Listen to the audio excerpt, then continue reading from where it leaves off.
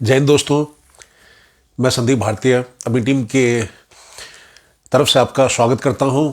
ये समाचार का खास कार्यक्रम है भारत टीवी पर, जिसका नाम है भारत की बात संदीप भारतीय के साथ। तो सबसे पहले हम आपसे निवेदन करते हैं कि आप मास्क जरूर पहने, और कोरोना के केसेस बहुत ज़्यादा बढ़ रहे हैं तो आप मास्क जरूर लगाएं। तो अभी यहाँ रूम में कोई और नहीं है, इसलिए मैं मास्क हटा देता हूँ।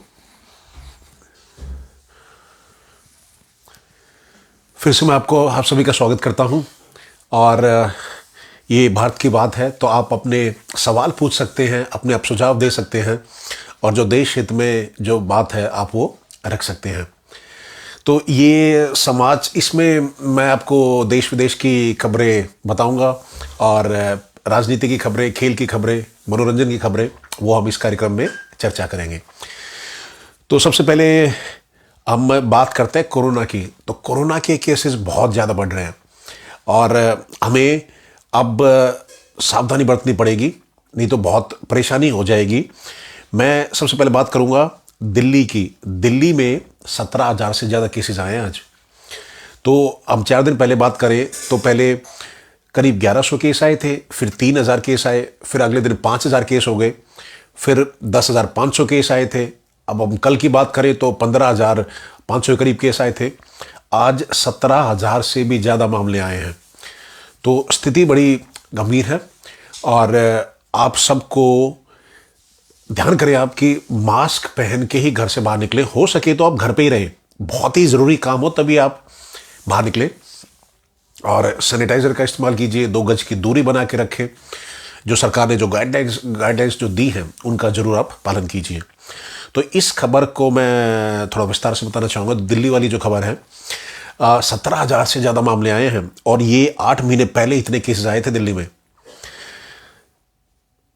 तो देश की राजधानी दिल्ली में कोरोना के फैलने की रफ्तार तेज होती जा रही है। आज 17,000 से ज़्यादा कोरोना के मामले सामने आए हैं, जबकि संक्रमण दर, पॉजिटिविटी रेट होता है जो 17% से को भी पार कर गया है। पॉजिटिविटी रेट क्या होता है मैं आपको बता दूं कि जैसे अगर 100 टेस्ट हुए, उसमें 17 लोगों का को जो टेस्ट हुए उस 17 लोगों का जो रिजल्ट है पॉजिटिव आ रहा है, यानी कि उनको कोरोना है। तो ये पॉजिटिविटी रेट है। और तो जितने भी टेस्ट हुए, जैसे 1000 टेस्ट हुए हैं, तो आप 17 लगा लीजिए, तो 170 लोगों का पॉजिटिव आ रहा है। तो ऐसा इसको कहते हैं पॉजिटिविटी रेट। तो 17% से ज़्यादा हो चुका है पॉजिटिविटी रेट कोरोना का।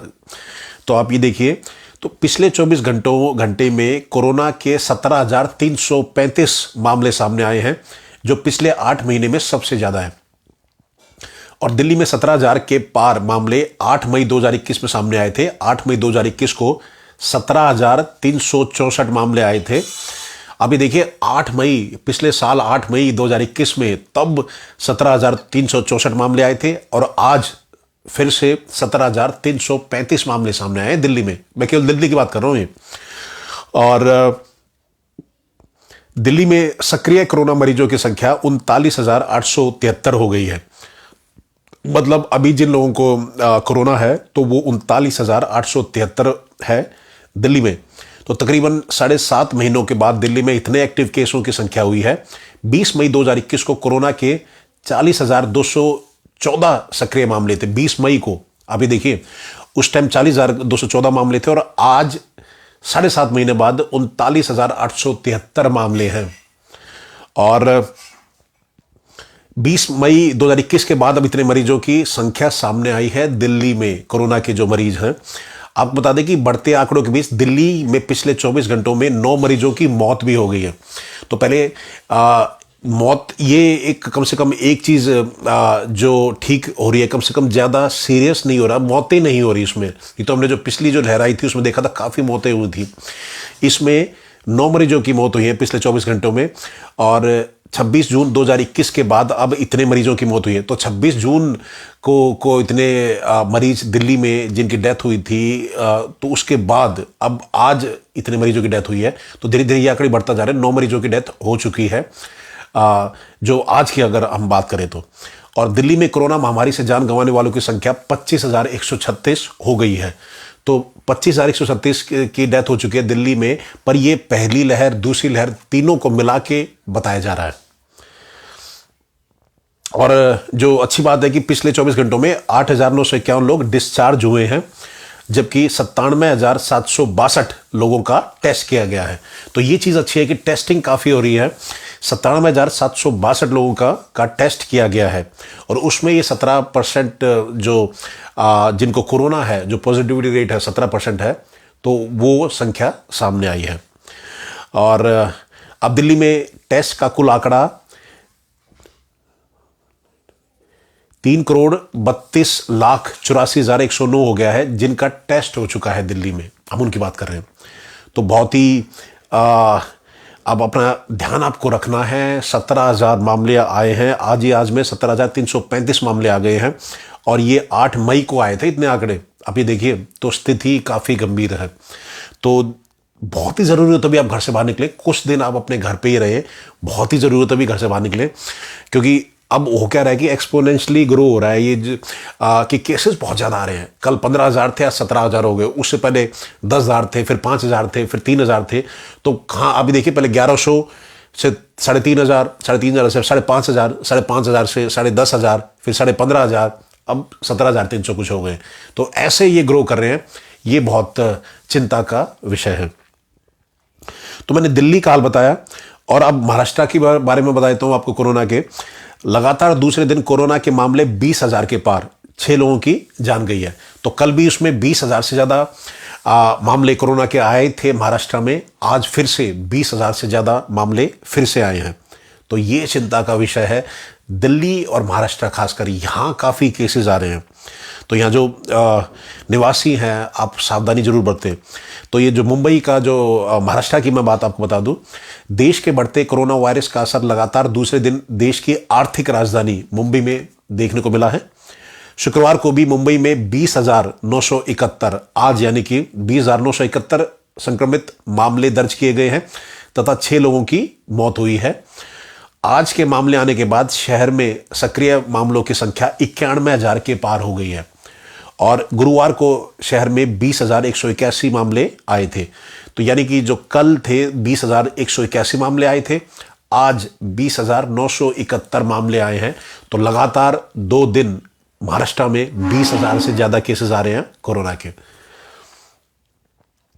और अस्पतालों में मरीजों की संख्या कम है। महाराष्ट्र में कोरोना की बढ़ती रफ्तार के बावजूद राहत की बात यह है कि अस्पतालों में भर्ती होने वाले लोगों की संख्या वो कम है। 20,000 जैसे मामले आए तो वो सब हॉस्पिटल में एडमिट नहीं हो रहे हैं, तो ये राहत की बात है। राज्य के स्वास्थ्य मंत्री राजेश टोपे ने कहा है कि अभी एक जिले से दूसरे जिले में जाने के लिए कोई भी पाबंदी नहीं लगाई गई है। इसके अलावा लोकल ट्रेनों के बंद करने पर कोई फैसला नहीं किया गया है। गौरतलब है कि मुंबई में लोकल ट्रेन में रोजाना भारी संख्या में लोग सफर करते हैं, जिसकी वजह से कोरोना के फैलने की आशंका बढ़ जाती है। तो ये एक समस्या है महाराष्ट्र में। वहाँ होता क्या है कि लोकल ट्रेन का लोग काफ़ी यूज़ करते हैं, तो उसमें लोकल ट्रेन में भीड़ बहुत होती है। अब परेशानी ये क्या है कि कोई भी अगर एक यात्री है, उसको कोरोना है, तो वो पूरा स्प्रेड हो जाएगा। इतनी भीड़ होती है, मैं आपको बताऊं। तो ये एक समस्या है। इसका कैसे समाधान निकालेंगे, इतना आसान नहीं होगा, क्योंकि हमने कई लोग देखे हैं वो बताते ही नहीं है कि हमें कोरोना है। कई लोग शर्म मानते हैं इस बात को कि भाई हमने बता दिया, अच्छा लगता है कि भाई हमें कोरोना है, पर ये बहुत गलत है। आपको खुद ही आइसोलेट हो जाना चाहिए, आपकी फैमिली को आइसोलेट हो जाना चाहिए, नहीं तो आप कई लोगों को कोरोना आगे फैला देंगे। तो ये चिंता का एक विषय है। तो लोकल ट्रेन पे महाराष्ट्र में कैसे, मुंबई में कैसे कंट्रोल किया जाएगा, ये देखने वाली बात है। और तो मैंने आपको बताया कि दिल्ली में जैसे 17,000 मामले थे, महाराष्ट्र में 20,000 मामले हैं, और लगातार 2 दिन से 20,000 से ज़्यादा महाराष्ट्र में आ रहे हैं कोरोना के मामले। तो ये एक समस्या है। और मैं आपको यूपी की स्थिति बता दूं। यूपी की भी स्थिति ज़्यादा ठीक नहीं है। 24 घंटों में 4228 मामले सामने आए हैं यूपी में भी। उत्तर प्रदेश के नए कोरोना मरीजों की संख्या में पिछले कुछ दिनों से लगातार बढ़ोतरी होती जा रही है, जबकि अभी भी कई राज्यों की तुलना में यहाँ केसों की जो केसेस है उसकी संख्या कम है। और जो राज्यों, जैसे आप महाराष्ट्र और दिल्ली की बात करें, तो यूपी में उससे कम है, क्योंकि आबादी बहुत ज़्यादा है। करीब आप ये कह सकते हैं कि 23-24 करोड़ की आबादी है यूपी की, तो उस हिसाब से केसेस कम है। अब ये भी एक दिक्कत है कि कई लोग टेस्ट नहीं कराते होंगे, ये भी चीज़ें हैं, तो ये भी देखना है कि लोग टेस्ट कितने करा रहे हैं। तो हमें जागरूक होना चाहिए और ज़्यादा से ज़्यादा अगर आपको कुछ भी आशंका हो रही है जाके आप टेस्ट कराइए और आइसोलेट हो जाइए अपनी फैमिली के साथ। अब ये भी एक समस्या है, कई लोग होते हैं क्या है कि अपना आप तो आइसोलेट हो गए पर अपनी फैमिली बाहर घूम रही है, तो ये भी एक चिंता का विषय है कि हो भगवान ना करे उनकी फैमिली किसी मेंबर को होगा और वो आगे फैलाएगा। घर में जो मेड आ रही है और जो काम करने वाले सर्वेंट आ रहे हैं, ड्राइवर आ रहा है, अगर किसी को भी फैल गया, वो जो कोई अगर मान लो कि सर्वेंट को होता है वो कहीं और काम करता है तो वहाँ भी जाके फैल जाएगा। तो ये एक चिंता का विषय है। आप आइसोलेट हों और अपने फैमिली मेंबर को भी कहें कि वो आइसोलेट हो जाएं, क्योंकि अगर किसी को एक फैमिली में 5 सदस्य हैं, किसी एक को होता है तो बहुत ज़्यादा चांसेस हैं कि जो अगले जो 4 सदस्यों को भी हो। खासकर मैं इस वाली बात कर रहा हूँ, इस वाले कोरोना में ये काफ़ी ग्रो कर रहा है, एक्सपोनेंशियली ग्रो हो रहा है, तो इसमें बड़े चांसेस हैं कि दूसरे को फैलने के। तो इसलिए अपने घर में आप आइसोलेट हो जाएं और फैमिली को भी कहें कि वो आइसोलेट हो, ये नहीं कि वो बाहर घूम रहे हैं। तो ये एक बड़ा चिंता का विषय है। ये तो एक सामाजिक जिम्मेदारी है, ये हमें खुद लेनी पड़ेगी। अब सरकार को अगर आप किसी को सूचना देंगे ही नहीं, अपने आस पड़ोस में किसी को बताएंगे नहीं, आपकी सोसाइटी में रहते हैं तो आप अपने आरडब्ल्यू को नहीं बताएंगे, और फिर आरडब्ल्यू इसमें क्या कर सकता है आप ही बताइए। क्योंकि एक तो मुझे ये समस्या बड़ी दिक्कत की स्थिति है कि अगर आरडब्ल्यू को नहीं पता होगा कि भाई सोसाइटी में कौन से कोरोना केसेस हैं, तो वो कैसे गाइडलाइंस फॉलो करे या कैसे पाबंदी लगाई जाए। समझो कि मैं हमारी आरडब्ल्यू है हमारी, तो उसमें अगर हमारी सोसाइटी में किसी को कोरोना है, उसने हमें बताया नहीं। अब समस्या क्या है कि अगर आप कहीं लेबोरेटरी में पूछने जाते हैं कि भाई मान लो किसी का टेस्ट पॉजिटिव नेगेटिव आया, तो अब लैब में कहीं जाएंगे तो लैब वाले मना कर देते हैं साफ बताने के लिए कि रिजल्ट क्या रहा है। आप चाहे आरडब्ल्यू के अधिकारी हो या कुछ भी हो, तो अगर आप लैब में जाएंगे तो साफ मना कर देंगे लैब वाले कि हम आपको रिजल्ट नहीं बता सकते, चाहे वो पॉजिटिव हो या नेगेटिव हो। अब आप पूछेंगे कैसे, अब उनसे आप बात करिए तो वो कहेंगे कि हमने तो सीएम ऑफिस को डेटा भेज दिया है। अब होता क्या है, क्या कहते हैं, सरकार का नुमाइंदा अधिकारी आप कहेंगे वो उनके घर जाता है जिसको कोरोना है, लेकिन आरडब्ल्यू को या उस कॉलोनी की सोसाइटी को या किसी को उसमें सूचना नहीं दी जाती। अब जिसको हो गया वो तो बताएगा नहीं खुद जाके बाहर कि मुझे कोरोना है। अब दिक्कत ये है, लोग ये शर्माते हैं कि भाई हम बताएं क्यों, और लोग ये सोचेंगे पता नहीं इसको तो बीमारी हो गई। पर ये ऐसी कोई छुआछूत की बीमारी नहीं है कि भाई आपको शर्म महसूस हो इसके लिए, ये किसी को भी हो सकता है। और ये तो ऐसे ग्रो कर रहा है, अभी देखिए रोज 17,000 केसेस तो दिल्ली में आ रहे हैं, 20,000 महाराष्ट्र में आ रहे हैं। तो हमें खुद ही आगे आना चाहिए और हमें अगर आप सोशल मीडिया से कनेक्टेड हैं तो आप बोल दीजिए कि भाई मैं आइसोलेट हो रहा हूँ, मेरे को कोरोना हो गया है, और मेरे जो मित्र हैं, मेरे रिश्तेदार हैं जो मेरे से पिछले कुछ दिनों में मिले हैं, आप भी अपना टेस्ट कराइए। और आप भी अगर आपको कुछ लगता है, लक्षण लग रहे हैं, तो आप भी आइसोलेट हो जाइए। तो इसमें कोई शर्म की बात नहीं है, ये एक सामाजिक जिम्मेदारी है और हमें आगे आना चाहिए इसमें। नहीं तो अगर हम कहीं और कोरोना फैला रहे हैं तो ये देश हित में नहीं है। ये तो आप खुद ही जो अपने पैरों पे कुल्हाड़ी मार रहे हैं, आप ये कह सकते हैं। तो सरकार को भी कुछ ऐसा करना चाहिए। मेरे को किसी को कोरोना है तो मुझे पूछना है कि भाई इसको है कि नहीं कोरोना, कि मुझे लगता है कहीं ये फैला ना दे, पर मेरे पास कोई तरीका है ही नहीं पूछने का। अब ये मेरी एक बड़ी समस्या है, मैं कैसे पता करूं कि भाई इस आदमी को कोरोना है कि नहीं। अगर इसको है तो मैं उसको टोक सकता हूं, बोल सकता हूं भाई कि आप अपने घर में रहिए, आप फैलाइए मत, लेकिन मेरे पास कोई आंकड़े ही नहीं है। तो इसका क्या समाधान किया जाए, ये एक चिंता का विषय है। मेरा सरकार से भी ये सवाल है कि भाई अगर किसी को कोरोना है तो उसके वहाँ जो सोसाइटी को या उसके आरडब्ल्यू को पता कैसे चलेगा कि भाई, या किसी गांव में है तो वहाँ के जो मुखिया होते हैं, प्रधान होते हैं, उनको आप सूचना कौन देगा कि भाई इसको कोरोना है और आप इसको आइसोलेट करने के लिए बोलिए। तो एक ये चिंता का विषय है और उम्मीद करता हूं कि सरकार इस बात पे ध्यान देगी। क्योंकि अगर जैसे मान लो कि सोसाइटी में कोरोना है तो सरकार को आरडब्ल्यू से संपर्क करना चाहिए, उनको बताना चाहिए कि भाई आपकी सोसाइटी में इस सदस्य को कोरोना है, तो आप इनका ध्यान रखिए, इनको कुछ दवाइयाँ चाहिए, इनको कुछ और कुछ हॉस्पिटलाइज कहीं होना है, या इनको कुछ खाने का सामान चाहिए, तो आप प्रोवाइड कराइए इनको, पर इनको आइसोलेट करा के रखिए। नहीं तो ये लोग बाहर घूमते रहेंगे, इनके घर वाले बाहर घूमते रहेंगे, तो ये एक समस्या का चिंता का विषय है। तो इसका समाधान कैसे निकाला जाए, मैंने कईयों से सवाल पूछा है इसका, कि पता कैसे में चलेगा कि भाई किसी को कोरोना है कि नहीं है। ये अब इसका समाधान नहीं निकल पा रहा है।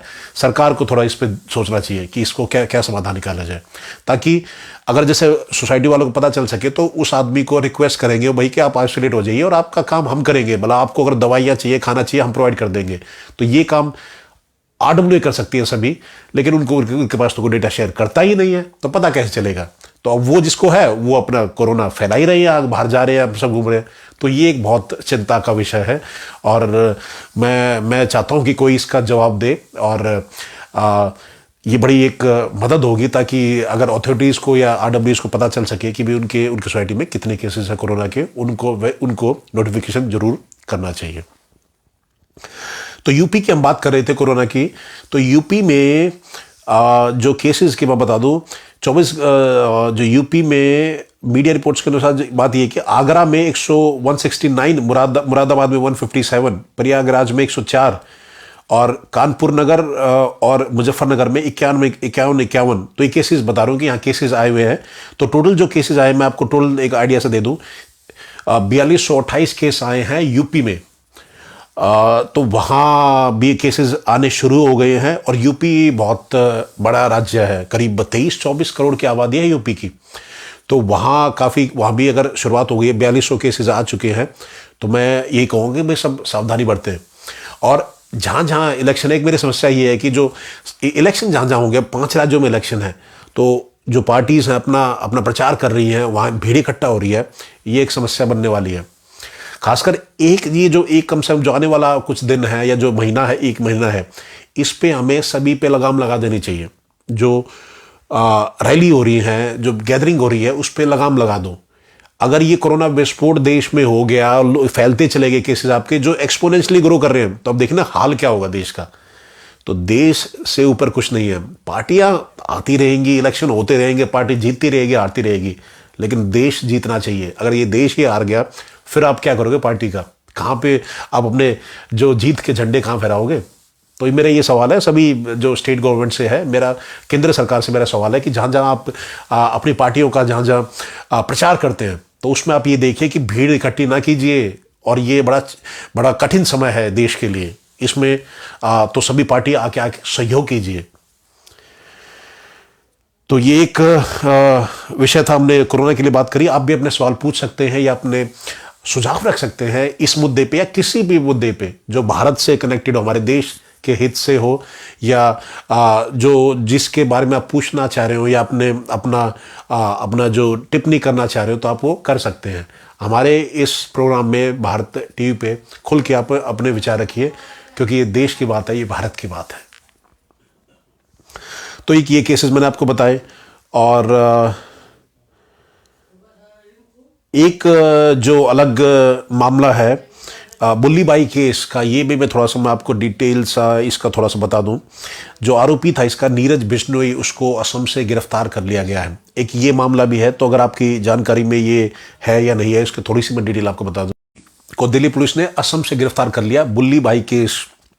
पूछताछ के दौरान उसने काफ़ी राज खोले हैं। तो बुल्ली बाई एक एप्लीकेशन है, और बेसिक इसमें था क्या कि जैसे इसको बनाकर जो मुस्लिम महिलाएं हैं उनको बदनाम करने का एक आप कह सकते हैं कि ऐप एक बना रखा था कुछ लोगों ने मिलके। एक तो ये जो नीरज बिश्नोई है, इंजीनियरिंग का स्टूडेंट है, 2nd ईयर का बीटेक का छात्र है। तो इसने इसका जो मास्टरमाइंड था। तो बुल्ली बाई ऐप बनाकर मुस्लिम महिलाओं को बदनाम करने वाले लोगों की गिरफ्तारियां लगातार हो रही हैं। इसी कड़ी में दिल्ली पुलिस ने IFSO यूनिट ने बुल्ली बाई ऐप पेज को गिटहब के जरिए बनाने वाले और ट्विटर पर बुल्ली बाई अकाउंट चलाने वाले मुख्य आरोपी को गुरुवार को गिरफ्तार कर लिया है। असम से इसकी गिरफ्तारी हुई है। इस मुख्य आरोपी का नाम नीरज बिश्नोई है। सूत्रों के अनुसार पुलिस पूछताछ में आरोपी ने कहा है कि उसे अपने किए पर कोई पछतावा नहीं है, बल्कि उसने जो कुछ भी किया है वह ठीक है। शुरुआती पुलिस पूछताछ में यह बात सामने आई कि आरोपी नीरज बिश्नोई को मुस्लिम समुदायों की महिलाओं से नाराजगी थी। अब आप ये देखिए, और ये कैसे फिर देश में ऐसा जहर घोलते हैं। ये कह रहे हैं कि उनको मुस्लिम समुदाय की महिलाओं से नाराजगी थी, और इसलिए वह उन महिलाओं को टारगेट करता था जो सोशल मीडिया पर मुस्लिम विचारधारा के साथ काफ़ी सक्रिय रहती थी, तो उनके नाम पे उनकी ये बोली लगाते थे, उनका फोटो डाल देते थे और ये लगाते कि इनकी बोली लग रही है, जैसे ये इन्होंने एप्लीकेशन बनाया था। तो दिल्ली पुलिस की आईएफएसओ यूनिट के डीसीपी केपीएस मल्होत्रा के अनुसार बुल्ली भाई ऐप को बनाने वाले मुख्य साजिशकर्ता और आरोपी नीरज बिश्नोई को असम के जोरहाट से गिरफ्तार किया गया है। उन्होंने बताया कि एक शिकायतकर्ता ने साउथ ईस्ट दिल्ली पुलिस को शिकायत की थी, उसकी फोटो को बुल्ली बाई के ट्विटर हैंडल और दूसरी जगह पर डाल दिया गया था। शिकायत के मामले के बाद cyber cell South East Delhi police ने मामला दर्ज कर जांच शुरू कर दी है। और पूछताछ के दौरान आरोपी ने बताया है, जो नीरज बिश्नोई जो आरोपी है, उसने बताया कि उसने गिटहब पर बुल्ली बाई ऐप बनाया, साथ ही ट्विटर पर बुल्ली बाई अकाउंट भी बनाया था। आरोपी Neeraj Bishnoi computer science BTech के सेकेंड ईयर का छात्र है और भोपाल के वेल्लोर इंस्टीट्यूट से पढ़ाई कर रहा था। पुलिस पूछताछ में उसने बताया कि गिटहब अकाउंट ऐप नवंबर 2021 में डेवलप किया गया था और दिसंबर 2021 में ऐप अपडेट हुई थी। साथ ही उसने seg0x1 नाम से ट्विटर अकाउंट भी बनाया था, जिसमें वो मुस्लिम महिलाओं के फोटो डाल देते थे और उनकी ये बता देते थे कि इनकी बोली लग रही है। तो ये बड़ी शर्मनाक बातें हैं, ऐसी मतलब बहुत ही इन लोगों को तो सज़ा मिलनी ही चाहिए, जो ऐसे देश में ऐसी जो क्या कहते हैं कि आप जो जहर घोल रहे हैं देश में, आपस में सभी समुदायों की लड़ाई कराते हैं, तो इन लोगों को तो सज़ा मिलनी ही चाहिए। और नीरज बिश्नोई ने एक और ट्विटर अकाउंट @GIYU44 के नाम से बनाया है और ट्वीट किया कि मुंबई पुलिस ने गलत लोगों को गिरफ्तार किया है। आपको बता दें कि फिलहाल मुंबई पुलिस ने बेंगलुरु और उत्तराखंड से जिस महिला को गिरफ्तार किया, एक महिला की गिरफ्तारी हुई है बुल्ली बाई ऐप के मामले में। सूत्रों को माने तो उसका डायरेक्ट लिंक नीरज से नहीं था, वह सोशल मीडिया के जरिए एक दूसरे से संपर्क में रहते होंगे। उत्तराखंड के जिस श्वेता नाम की लड़की को गिरफ्तार किया गया है, उसने अकाउंट बनाकर नीरज को दे दिया था, जिसे वो चला रहा था। आपको बता दें कि 6 महीने पहले सुल्ली डील्स का ऐसा ही मामला सामने आया था और यह मामला भी ऐप बनाकर मुस्लिम महिलाओं को बदनाम करने से ही जुड़ा था। आरोपी नीरज का बुल्ली ऐप के अलावा सुल्ली डील्स वाले मामले में कोई रोल अभी तक सामने नहीं आया और गिटहब और ट्विटर ने इस पूरे मामले में पुलिस को कोई मदद नहीं की। यह गिरफ्तारी टेक्निकल सर्विलांस के जरिए की गई है। आरोपी को आईएसएफओ यूनिट ने ड्यूटी मजिस्ट्रेट के घर पेश किया और 7 दिन की पुलिस कस्टडी की मांग की है। इसके बाद जज ने आरोपी को 7 दिन की पुलिस कस्टडी में भेज दिया है। तो इस पर कोई और जो अपडेट होगा हम आपको इसके बारे में अपडेट बताएंगे। और योगी आदित्यनाथ यूपी में अब इलेक्शन आने वाले हैं, तो सभी पार्टियां बड़े बड़े ऐलान कर रही हैं। तो यूपी के मुख्यमंत्री योगी आदित्यनाथ उन्होंने भी ऐलान किया है कि स्मार्टफोन और टैबलेट से छात्रों को प्रतियोगी परीक्षाओं की तैयारी में मदद मिलेगी। तो स्मार्टफोन और टैबलेट बांटे हैं योगी सरकार ने। तो वो इलेक्शन भी आने वाले हैं, तो सभी पार्टियां कोई ना कोई ऐलान कर ही रही हैं। तो अब ये देखना है कि स्मार्टफोन और टैबलेट से कितना फ़ायदा मिलेगा। क्या भारतीय जनता पार्टी यूपी में चुनाव जीत पाएगी या अखिलेश की समाजवादी पार्टी इस बार यूपी में सत्ता संभालेगी? तो ये देश का बहुत बड़ा चुनाव है यूपी। तो इस बार पंजाब में चुनाव है, यूपी में है, उत्तराखंड में है, गोवा में चुनाव है। तो सब पे हमारी नजर रहेगी। उत्तर प्रदेश के मुख्यमंत्री योगी आदित्यनाथ ने शुक्रवार को छात्रों को स्मार्टफोन और टैबलेट बांटे तथा कहा कि इससे उन्हें रोजगार के अवसरों के बारे में जानकारी प्राप्त करने और प्रतियोगी परीक्षाओं की तैयारी करने में मदद मिलेगी। योगी ने यहां गुरु गोरक्षनाथ विद्यापीठ में गोरक्ष पीठ के दिवंगत महंत अवैधनाथ की प्रतिभा का अनावरण किया और 68 करोड़ रुपए की 20 परियोजनाओं की शुरुआत करने के बाद जनसभा को संबोधित किया। तो उन्होंने कहा, यूपी के सीएम आदित्यनाथ ने राज्य में 1 करोड़ छात्रों के बीच स्मार्टफोन और टैबलेट वितरित किए जा रहे हैं। 1 करोड़ छात्रों को ये स्मार्टफोन और टैबलेट बांटेंगे, जिससे उन्हें मुफ्त में अंतर्राष्ट्रीय स्तर की सामग्री की डिजिटल पहुंच प्राप्त होगी। युवाओं को एक क्लिक पर रोजगार योजनाओं की जानकारी प्राप्त होगी। सरकार प्रतियोगी परीक्षाओं की तैयारी के लिए व्यवस्था कर रही है और उन्हें इसके लिए बाहर जाने की आवश्यकता नहीं होगी। और योगी ने कहा कि टैबलेट स्मार्टफोन की पीएम मुद्रा स्टार्टअप स्टैंड अप पीएम युवा स्वरोजगार ओडी ओपी विश्वकर्मा श्रम सम्मान जैसी योजनाओं से जोड़ा जा रहा है और 10,000 युवाओं को टैबलेट स्मार्टफोन के साथ प्रतियोगी परीक्षाओं के लिए मुफ्त कोचिंग का लाभ भी प्रदान किया गया है। और मुख्यमंत्री ने कहा कि युवाओं को स्वस्थ प्रतिस्पर्धा के लिए तैयार रहना चाहिए। उन्होंने दावा किया है कि उनकी सरकार के 5 वर्षों में 4.5 लाख युवाओं को रोजगार दिया है, ऐसा योगी सरकार का कहना है। और तथा 1,61,00,000 युवा अन्य रोजगार से जुड़े हैं और 60 लाख युवा स्वरोजगार से जुड़े हैं। उन्होंने युवाओं को कोविड रोधी टीकाकरण के लिए प्रेरित भी किया और उन्हें सावधानी बरतने की सलाह दी तथा कहा कि कोरोना की तीसरी लहर खतरनाक नहीं है, लेकिन सावधानी बरतना जरूरी है। तो ये बयान मैं इस बयान से सहमत नहीं हूँ। जैसे योगी आदित्यनाथ जी ने जो बोला कि तीसरी लहर खतरनाक नहीं है लेकिन सावधानी बरतना जरूरी है। खतरनाक क्यों नहीं है भाई? खतरनाक तो है ही। जब इतने सारे केसेस आ रहे हैं तो क्यों नहीं खतरनाक है? तो आपको ऐसा नहीं कहना चाहिए। किसी भी जो राज्य का मुख्यमंत्री होता है बहुत बड़ी चीज़ होती है, उससे लाखों लोग उसको फॉलो करते हैं, तो उनको ऐसा नहीं बोलना चाहिए कि भाई ये जो तीसरी लहर है खतरनाक नहीं है। अगर आप ऐसा बोलेंगे तो लोग फिर उस पर सावधानी बरतेंगे नहीं। वो कहेंगे कि हमारे मुख्यमंत्री कह रहे हैं भाई खतरनाक नहीं है तो हमें क्यों सावधानी बरतनी है। तो हमें ऐसे बयान नहीं देना चाहिए। बाकी जो मैंने आपको बताया कि 1 करोड़ लोगों को टैबलेट मिलेंगे और स्मार्टफोन मिलेंगे, जिसे घोषणा योगी आदित्यनाथ ने करी है। तो इससे पिछले जो चुनाव थे उसमें अखिलेश यादव ने भी लैपटॉप बांटे थे, तो उसमें जो उनकी जो तस्वीर लगी हुई थी, जो समाजवादी पार्टी के नेता अखिलेश जी हैं, तो उनकी फ़ोटो आती थी उसमें भी। लेकिन पिछले जो चुनाव थे चाहे लैपटॉप बांटे थे अखिलेश यादव ने, लेकिन वो जीत नहीं पाए थे। तो इस बार ये देखना है कि जो 1 करोड़ स्मार्टफोन और जो टैबलेट बांटे गए हैं, क्या योगी सरकार इस बार जीत पाएगी? तो ये चीज़ पे सबकी नजरें रहेंगी और हम भी आपको इस पे अपडेट करेंगे। बाकी जनता सबसे ऊपर है। जनता को सब पता है कि किसने क्या काम किए हैं, किसने नहीं किए, दूसरी पार्टी क्या काम करेगी। तो जनता ही राजा है। तो जनता जिसको डिसाइड करेगी उसको फिर से सरकार में लेके आएगी, या जो सरकार अभी चल रही है तो वो सरकार उसकी चलती रहेगी, अगर जनता खुश है तो जनता जनार्दन का ही आखिरी फैसला होगा।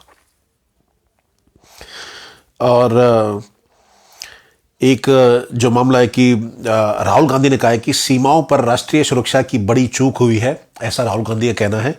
तो राहुल गांधी जैसे देश के प्रधानमंत्री ने ये जब पंजाब के लिए जा रहे थे अपनी वो रैली संबोधित करने के लिए, तो वहाँ एक सुरक्षा में चूक का मामला सामने आया था। तो बीजेपी ने, सब लोगों ने कांग्रेस को घेरा है कि भाई आपने जो प्रधानमंत्री है उनकी सेफ्टी के लिए क्यों नहीं सही कदम उठाए। तो अब राहुल गांधी ने कहा है कि सीमाओं पर राष्ट्रीय सुरक्षा में बड़ी चूक हुई है, इसका जवाब कौन देगा। तो चीनी सेना द्वारा पेंगोंग झील पर एक पुल के निर्माण की खबरों के बाद कांग्रेस ने सरकार से सीमा पर स्थिति को लेकर सवाल किया है। और कांग्रेस नेता राहुल गांधी ने शुक्रवार को एक ट्वीट में कहा, हमारी सीमाओं पर जो हो रहा है वह राष्ट्रीय सुरक्षा की एक बड़ी चूक है। क्या पीएम कभी इसके बारे में बात करेंगे, ऐसा राहुल गांधी ने कहा है। प्रधानमंत्री की सुरक्षा भंग को लेकर सरकार और कांग्रेस आमने सामने है, लेकिन राहुल ने सीमा मुद्दे पर प्रधानमंत्री की चुप्पी पर सवाल उठाया है। कुछ दिन पहले ही रिपोर्ट के अनुसार एक नई उपग्रह छवि था और यह इलाका LAC के करीब 40 किलोमीटर दूर चीन की तरफ है।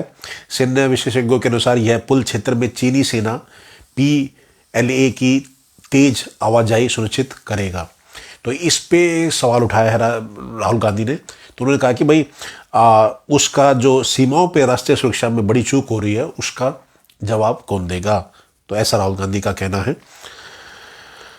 और जो पीएम का जो सिक्योरिटी ब्रीच था, जो सुरक्षा में चूक हुई थी, उस पर भी काफ़ी सवाल उठाए जा रहे हैं। और उसमें अमरिंदर सिंह और अनुराग ठाकुर समेत कई नेताओं ने कांग्रेस को घेरा है, कहा कि गलतियों से दूर भागना कायरता है, ऐसा बोला गया है। तो इसकी मैं थोड़ा सा आपको चर्चा कर लेते हैं उसके ऊपर भी। तो आप भी अपने सवाल पूछ सकते हैं या अपने सुझाव आप दे सकते हैं। क्योंकि ये भारत की बात है, ये देश की बात है। तो पीएम मोदी की सुरक्षा में हुई चूक को लेकर अभी भी नेताओं की बयानबाजी जारी है। एक तरफ विपक्ष के कई बड़े नेता इसकी निंदा कर रहे हैं, वहीं कांग्रेस अभी भी इसे भाजपा की चाल का हिस्सा बता रही है। और इसी बीच अनुराग ठाकुर और कैप्टन अमरिंदर सिंह ने पंजाब सरकार को सीधे इसके लिए जिम्मेदार बताया है।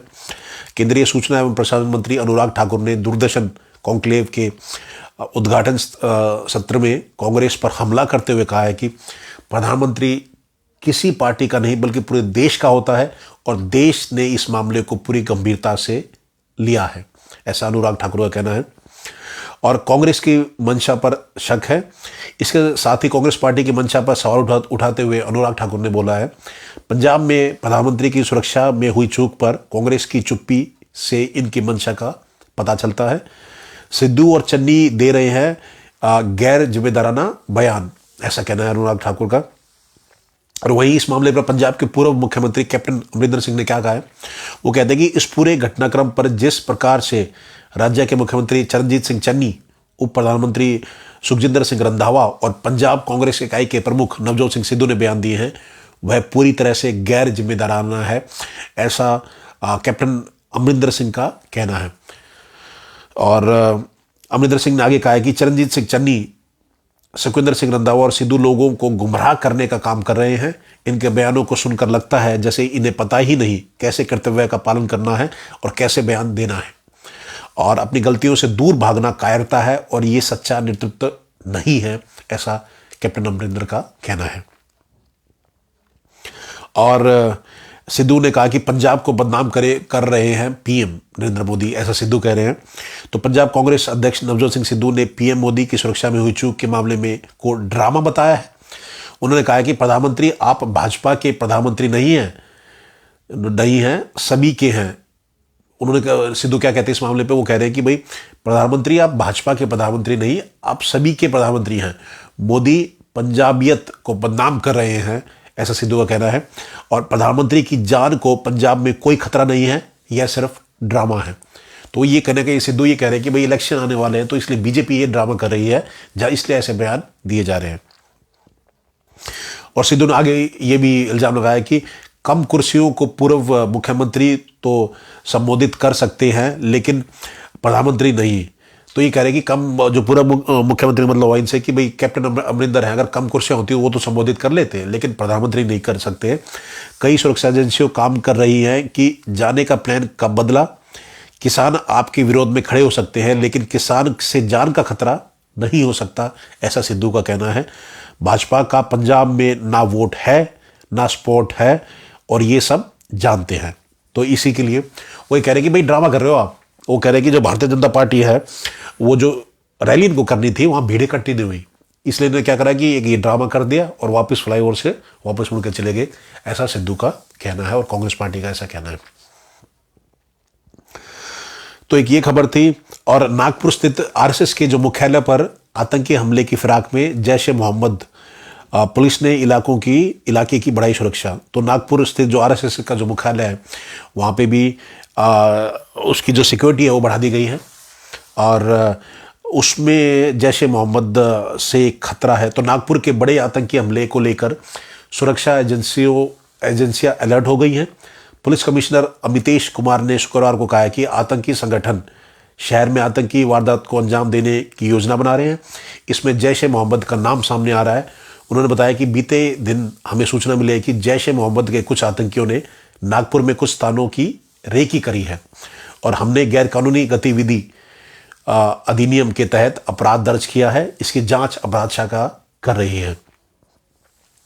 तो ये जो मुद्दा है जो आरएसएस का मुख्यालय है नागपुर में, तो उसमें वहाँ से पुलिस का कहना है कि भाई जैश ए मोहम्मद जो आतंकवादी संगठन है तो वहाँ से धमकियाँ आ रही हैं, इसलिए यहाँ की जो सुरक्षा है वो बढ़ा दी गई है।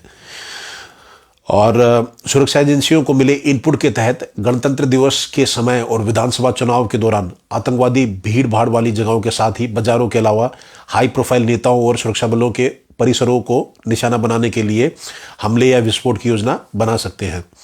और सुरक्षा एजेंसियों ने अपनी जारी अलर्ट में कहा है कि आतंकवादियों के विभिन्न समूह और असामाजिक तत्व सुरक्षा बलों के परिसर, भीड़ भाड़ वाले स्थानों, बाजारों, रेलवे स्टेशनों, बस स्टैंडों, धार्मिक स्थलों और महत्वपूर्ण प्रतिष्ठानों और हाई प्रोफाइल नेताओं पर हमले या विस्फोट करने की योजना बना सकते हैं।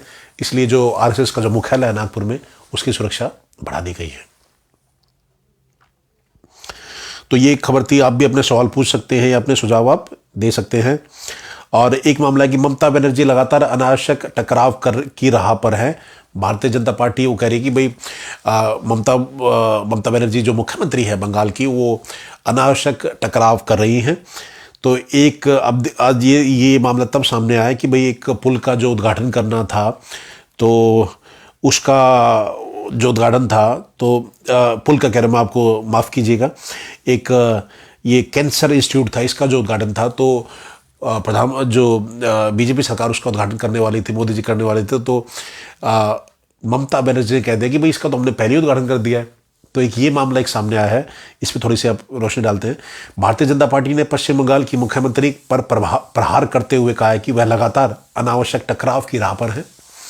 और सुश्री बनर्जी ने कोलकाता में शुक्रवार को चित्तरंजन नेशनल कैंसर इंस्टीट्यूट के दूसरे वर्चुअल उद्घाटन कार्यक्रम के दौरान दावा किया कि जिसकी शुरुआत प्रधानमंत्री अब कर रहे हैं, उसका उद्घाटन तो राज्य सरकार पहले ही कर चुकी है।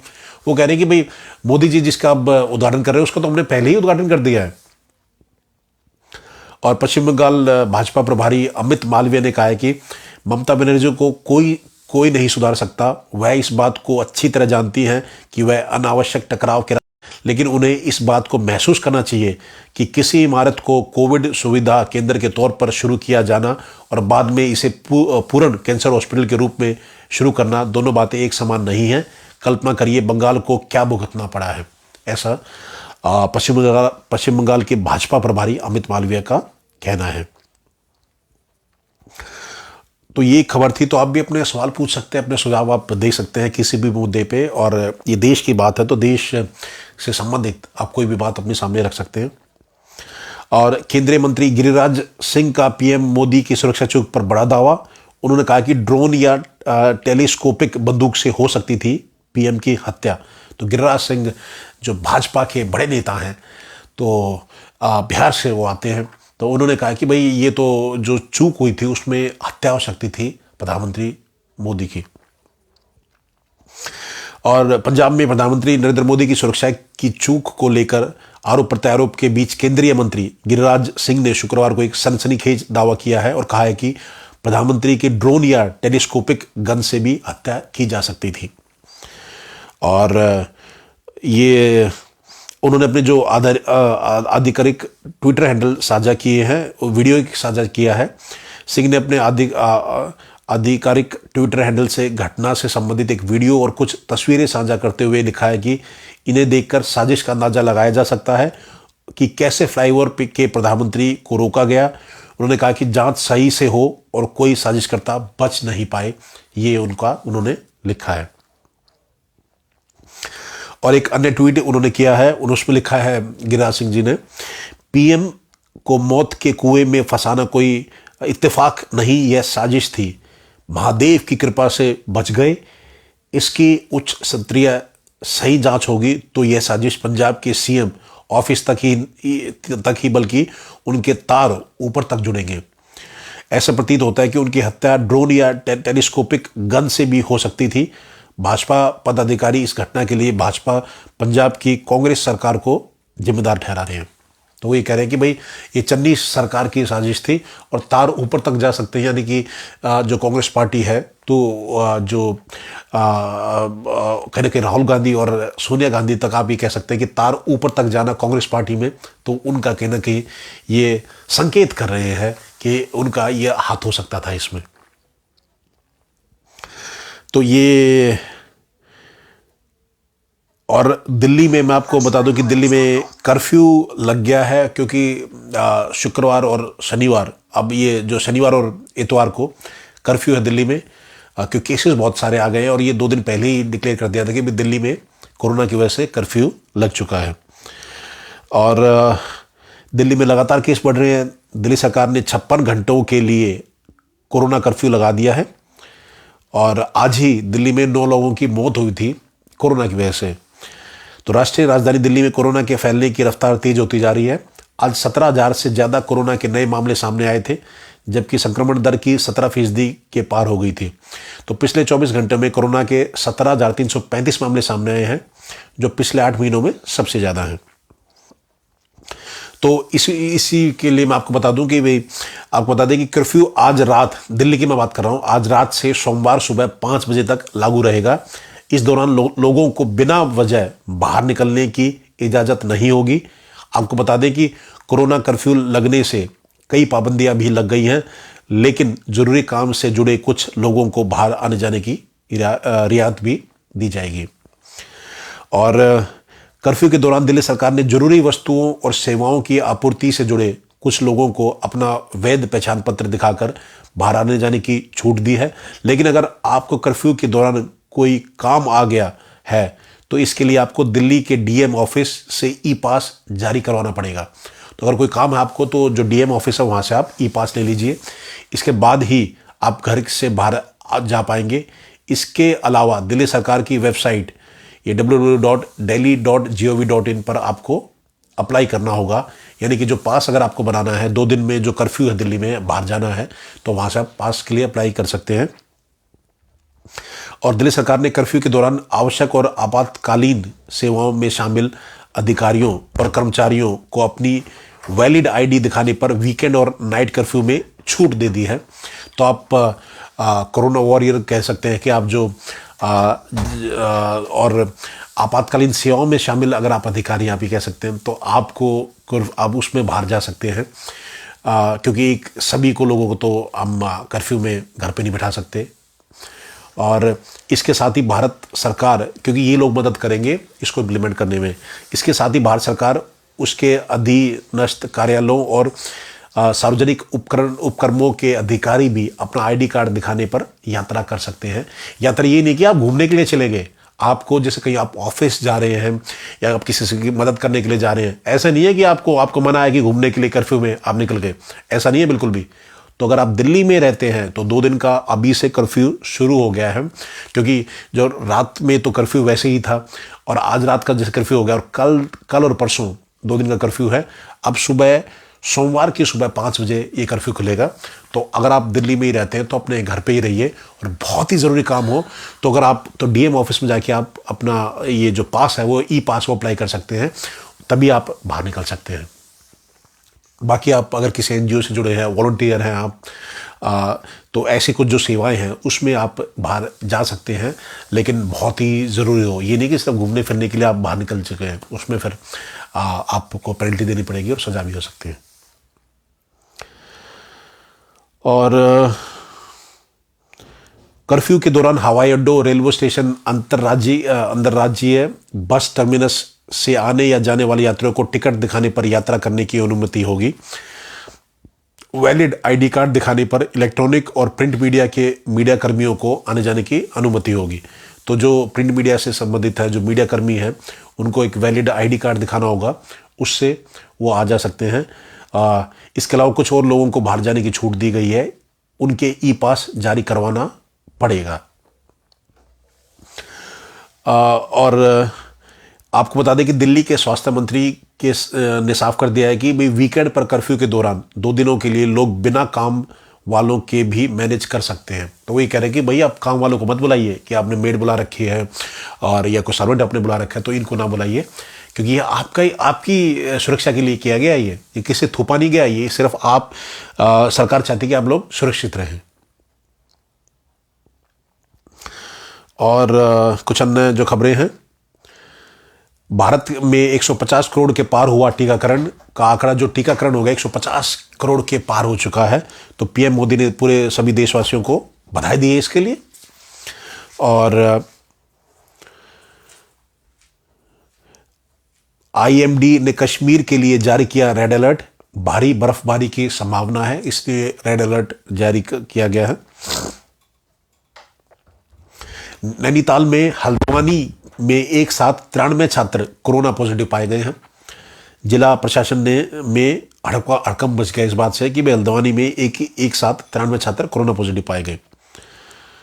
और यूपी के छात्रों के खातों में 10 जनवरी तक जाएगी छात्रवृत्ति। एक ये खबर है। और तेजी से हो रहा है 15 से 18 वर्ष के किशोरों का टीकाकरण, वैक्सीनेशन बच्चों का।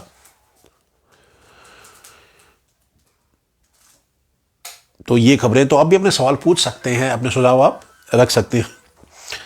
और जो अन्य खबरें हैं मैं आपको बता दूं, कुछ अंतर्राष्ट्रीय खबरें भी मैं आपको बता दूं, क्योंकि भारत की बात है, इसमें जो देश और देश की से संबंधित जो खबरें हैं और हमारे जो देश विदेशी खबरें आप लगा लीजिए, जो खेल की खबरें हैं, एंटरटेनमेंट की खबरें हैं, सब आपको इस प्रोग्राम में मिलेगा।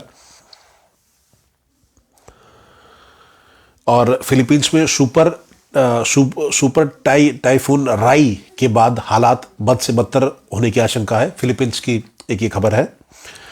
और कोविड-19 के बीच लिवरपूल के प्रशिक्षण के लिए अपने मैदानों के खोले द्वार। ये लंदन की जो खबर है, जो लिवरपूल जो फुटबॉल का क्लब है, तो उसमें लिवरपूल ने प्रशिक्षण के लिए, ट्रेनिंग के लिए अपने मैदानों में खोले द्वार। और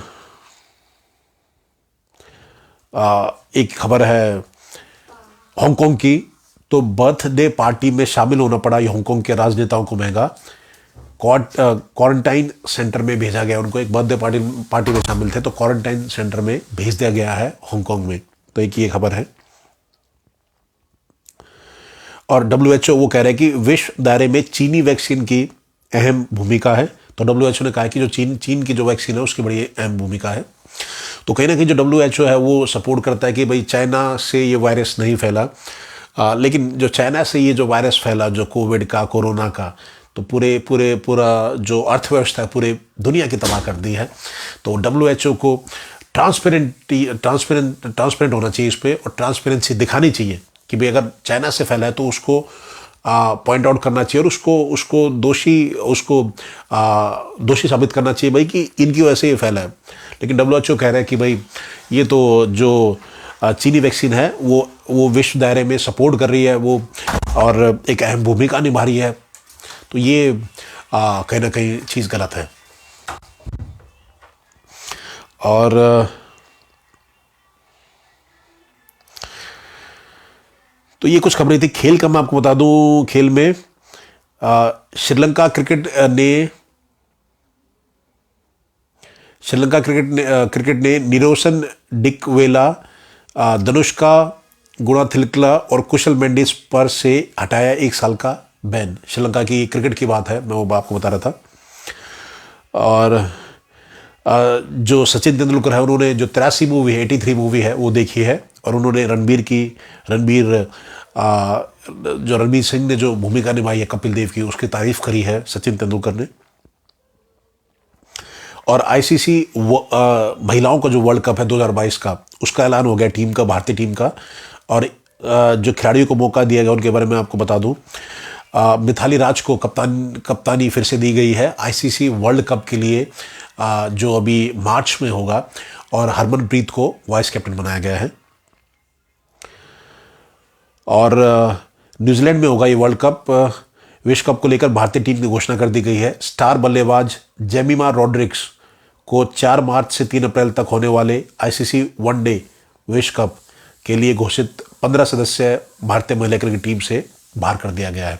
तो बड़ी अच्छी खिलाड़ी है जेमिमा रॉड्रिग्स। इनको वर्ल्ड कप की टीम में, इंडियन टीम में नहीं लिया गया है। न्यूजीलैंड में ये वर्ल्ड कप होगा 4 मार्च से लेकर 3 अप्रैल के बीच में। और वही अनुभवी मिताली राज को टीम की कमान सौंप दी गई है, जबकि हरमनप्रीत कौर उपकप्तान बनाया गया है। और ये बताएं आपको कि जेमिमा रॉड्रिग्स और ऑलराउंडर शिखा पांडे को फॉर्म की कमी के कारण टीम से बाहर कर दिया गया है। तो ये भी फॉर्म में नहीं थे शिखा पांडे और जेमिमा रॉड्रिग्स, तो इनको टीम से में नहीं लिया गया जो 15 सदस्य टीम जो चूज़ करी है। और जेमिमा पिछले साल उन सभी अंतर्राष्ट्रीय असाइनमेंट में दोहरे अंक का आंकड़ा हासिल करने में विफल रही थी जिनका वह हिस्सा थी। तो वो कह रहे हैं कि वो 10 से ऊपर भी स्कोर नहीं कर पाई थी जेमिमा रॉड्रिग्स, जो पिछले साल जो मैचेस थे, इसलिए उनको टीम में नहीं लिया गया है। और जो 14 सदस्यीय जो टीम है 9 से 24 फरवरी तक न्यूजीलैंड के खिलाफ सीमित ओवरों की श्रृंखला में भी भाग लेगी, जिसमें एक T20 मैच होगा और 5 एक दिवसीय मैच शामिल हैं। तो ये बड़ी अच्छी बात है कि जो भारतीय टीम है उसको न्यूजीलैंड को में पहले ही भेज दिया जाएगा और न्यूजीलैंड के साथ एक T20 मैच होगा और 5 वनडे मैच होंगे जिसमें शामिल होगी भारतीय टीम। तो बता दें कि इस टूर्नामेंट में कुल 31 मैच खेले जाएंगे। बता दें कि वर्ल्ड कप का पहला मैच 4 मार्च को वेलिंगटन में बेसन रिजर्व्स में होगा। इसका फाइनल 3 अप्रैल 2022 को न्यूजीलैंड के क्राइस्ट चर्च में के हैगले ओवल ग्राउंड में खेला जाएगा। और भारत अपने अभियान की शुरुआत 6 मार्च को क्वालिफायर टीम से भिड़कर करेगा।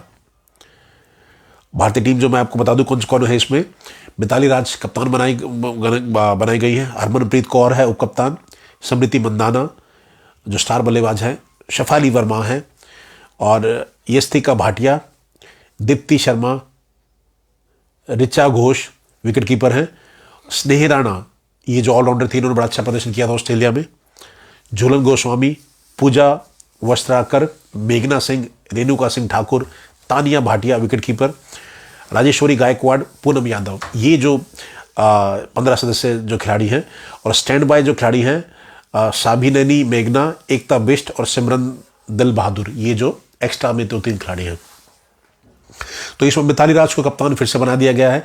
पीछे हमने देखा था कि मिताली राज को टीम से ही बाहर निकाल दिया गया था क्योंकि हरमनप्रीत कौर जो कप्तान बना दी गई थी उनके और मिताली राज के बीच में उनमें इशू था।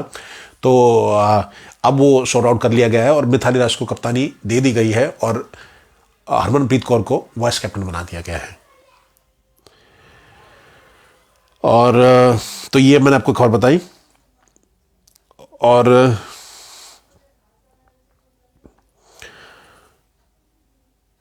आगे बाकी आपके कुछ सवाल है तो आप पूछ सकते हैं, आपके कुछ सुझाव आप वो दे सकते हैं। आपके कोई भी मुद्दा जो हो जो देश के हित से हो तो आप वो खबर आप उसके बारे में आप सवाल पूछ सकते हैं या अपना सुझाव आप दे सकते हैं। सोनू जो एंटरटेनमेंट की मैं आपको कुछ खबरें बता दूं, सोनू सूद को स्टेट आइकन ऑफ पंजाब पद से हटा दिया गया है और फैंस को इससे काफ़ी झटका लगा है। तो स्टेट आइकन ऑफ पंजाब बनाया गया था सोनू सूद को, लेकिन अब उनको हटा दिया गया है। तो उनके जो फैंस हैं सोनू सूद के उनको इस बात से काफ़ी झटका लगा है। और पंड्या स्टोर टीवी शो के 4 कलाकार निकले कोरोना पॉजिटिव। और तो जो 4 कलाकार थे उसमें जो पंड्या स्टोर जो टीवी शो है तो उनको कोरोना हुआ है। एक ये खबर है।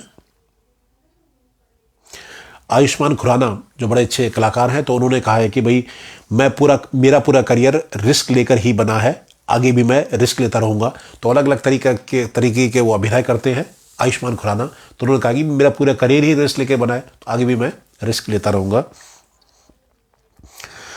और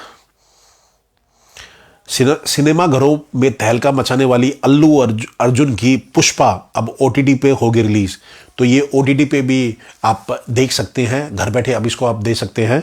सिनेमा घरों पे इसने तहलका मचा दिया है। मूवी ने नाम है पुष्पा और अल्लू अर्जुन ने बहुत ही बेहतरीन भूमिका इसमें निभाई है। तो आप देखिएगा पिक्चर जरूर ये। और सलमान खान ने अपनी जो मूवी थी टाइगर 3 उसकी शूटिंग अभी कैंसिल कर दी है। एक ये खबर है। तो ये हमने आपको खबर बताई, इसमें हमने पॉलिटिक्स की आपको खबर बताई, देश विदेश की विदेश की हमने आपको खबर बताई, हमने आपको खेलों की खबरें बताई, हमने आपको एंटरटेनमेंट की खबरें बताई। तो एक ये हमारा जो प्रोग्राम है भारत की बात संदीप भारती के साथ, इसमें हम आपको सभी चीज़ से अपडेट करते हैं और आपसे आप भी अपने सवाल पूछ सकते हैं, अपने सुझाव इसमें आप दे सकते हैं। और अंत में मैं आपको यही कहूँगा कि जैसे आप घर से बाहर निकलते हैं तो मास्क आप जरूर लगाएं। दिल्ली में 17,000 केसेस आए हैं आज एक ही दिन में और मुंबई में 20,000 से ज़्यादा लगातार 2 दिन से केसेस आ रहे हैं। तो हमारी जो बाहर टीम की टीम है आपसे निवेदन करती है कि आप घर से बाहर निकलें तो आप मास्क अवश्य लगाएं, सैनिटाइज़र का आप इस्तेमाल कीजिए और जो सोशल डिस्टेंसिंग है उसका पालन कीजिए। भीड़ भाड़ वाले एरिया में आप ना जाएं अभी। और खासकर अगर दिल्ली की बात करें तो दिल्ली में तो 2 दिन का कर्फ्यू लग गया है तो आप बाहर बिल्कुल ना जाएं। हो सकता है कि आपको अगर आप पकड़े गए तो आप पे कार्रवाई अवश्य होगी।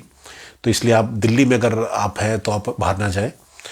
और अगर आपको जाना है तो आप डीएम ऑफिस से ई पास आप बनवा सकते हैं। तो आप सबका जुड़ने के लिए बहुत बहुत धन्यवाद। अपने सवाल पूछने के लिए आपका बहुत बहुत धन्यवाद।